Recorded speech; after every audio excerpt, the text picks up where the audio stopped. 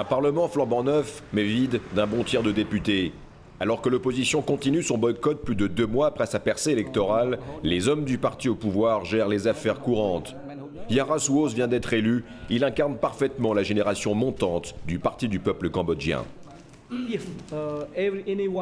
Nous, les députés qui avons la volonté et surtout la chance de mener le pays, nous devons le faire aller de l'avant, dans la paix. Il ne faut pas le faire dans la violence. La crise politique mine le pays depuis de nombreuses semaines.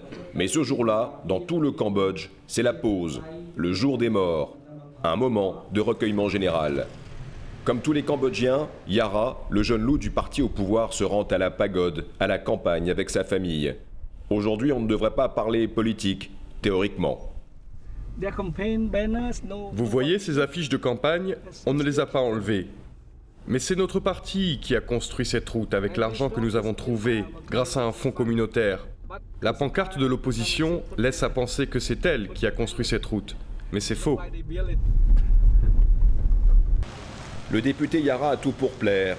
Brillamment diplômé de plusieurs universités prestigieuses, il est ce nouveau visage que le parti au pouvoir depuis 3 décennies voudrait montrer, pour balayer les accusations de népotisme, de corruption, de clientélisme. Mais dans les campagnes, décidément, les habitudes ont la vie dure. Nous sommes dans la province de Kandahar, une circonscription très disputée aux dernières élections. Cette visite à la pagode est aussi et surtout une tournée pour remercier les fidèles du parti.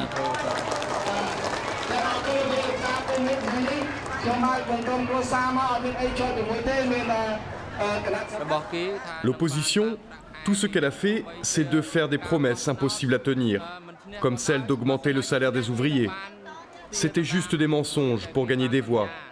Ceux qui ont commis l'erreur de voter pour eux vont s'en rendre compte. La force du parti au pouvoir, c'est son ancrage dans tout le pays, ses relais électoraux bien huilés. Aujourd'hui, Yara n'est pas venu seul, 2 généraux de haut rang sont avec lui, et ce n'est pas un hasard. L'opposition dupe la population. Non seulement ils disent qu'ils jouissent du soutien populaire, mais ils laissent aussi entendre qu'ils ont l'armée avec eux. Tout cela ne fait que créer un climat de tension dans notre société. Le jour des morts touche à sa fin. Yara va rentrer à Phnom Penh. Malgré la paralysie politique, une seule certitude, les hommes du pouvoir en place n'ont pas l'intention de passer la main.